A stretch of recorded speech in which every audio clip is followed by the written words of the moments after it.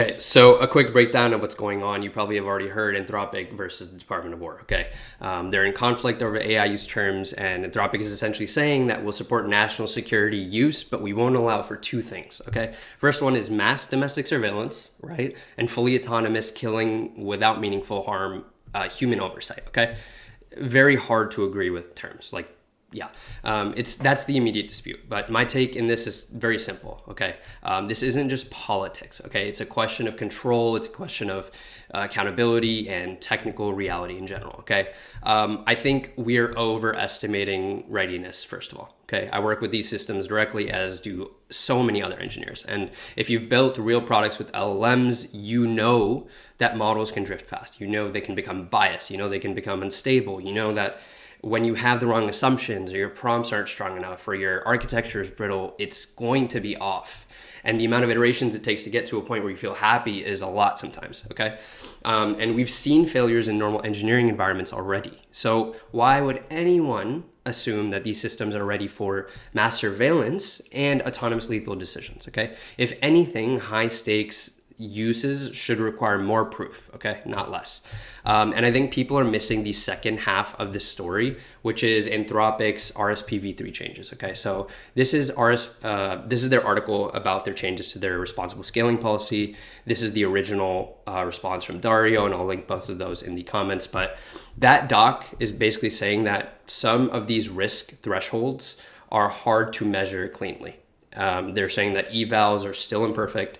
They're saying that unilateral safety commitments get harder as models get more powerful. Okay, and I think people are framing this as backtracking, but I think it's just a mature admission of uncertainty in the current state of things. Okay, and I think this is just what responsible labs should be doing.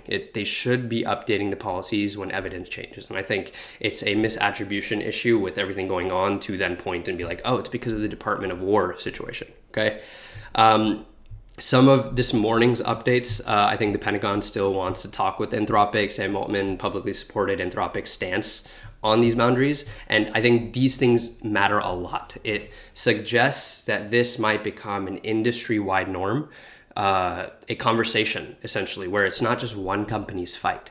And that connects to the We Will Not Be Divided petition. It's essentially employees of Google and OpenAI openly stating by name that they support Anthropic. And even if this is symbolic, right, it's important because it reduces this one company caves first dynamic, okay? If labs don't coordinate minimum boundaries, safeguards will just collapse into branding issues, okay? And another thing that we need to clear up, which is really funny. Sorry, I'm still dealing with some technical issues here, learning how this works. But Claude's Constitution, it's just a model spec, okay? It just rules for how it should respond and refuse. You can debate the rules, you can debate who controls them in military use, but if we can't even define terms correctly, we can't have a serious debate about this stuff. And then my second main point in all this is why interpretability is the real center of it, okay? My strongest view is that interpretability is the most important AI field right now, because every big claim eventually hits the question of, do we understand why the model did what it did? Not just did it output something good once. I'm talking about mechanism level understanding. What internal features drove the behavior? What changed after a specific intervention? What is robust versus what is fragile? Without this, right, safety is mostly just policy language, and it's just about intentions, right? And with that, safety just becomes engineering. And so that's where I'm focused. Not abstract debate, but actual interpretability work that closes the gap between behavior and understanding. So my position is, I think we should just be pro boundaries on high consequence use of AI, pro democratized access to AI. Everybody should have it. Everybody should have a GPU. Ahmed talks about this on Twitter. Anti-concentrated control of intelligence infrastructure in general. And then just, we have to be very pro interpretability as like a technical foundation of accountable deployment. So this is essentially just a test of whether the AI field can be honest about capability limits while building these systems that people can trust. So yeah, basically I say all this because if you are in any position to be in a conversation about this, please keep these things in mind, because I very strongly think that there are a lot.